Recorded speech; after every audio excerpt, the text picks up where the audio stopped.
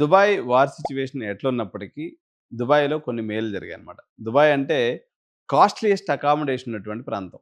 Bits Pilani అడ్మిషన్‌లు చేసేటప్పుడు మనకు ₹14,00,000 పర్ యానమ్ ఫీజుంటది.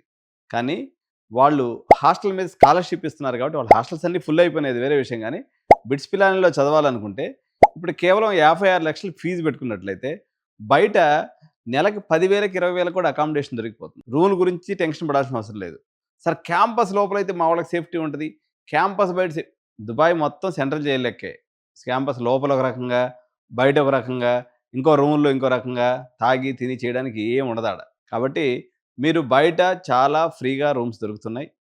చాలా దిక్కల్లో అకామిడేషన్స్ అన్నీ టూరిస్టులే ఖాళీగా ఉన్నాయి కాబట్టి, ఈ 2, 3 సంవత్సరాలు అది టూరిజం మార్కెట్ డెవలప్ అయ్యే అవకాశం లేదు. దుబాయ్ ఇప్పటికీ, ఎప్పటికీ safest city.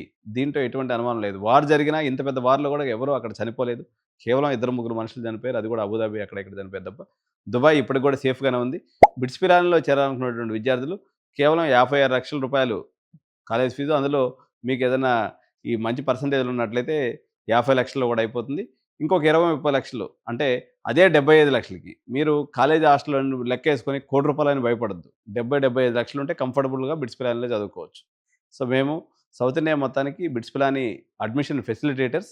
For more information for BITS Pilani admissions in Dubai, contact Edunine.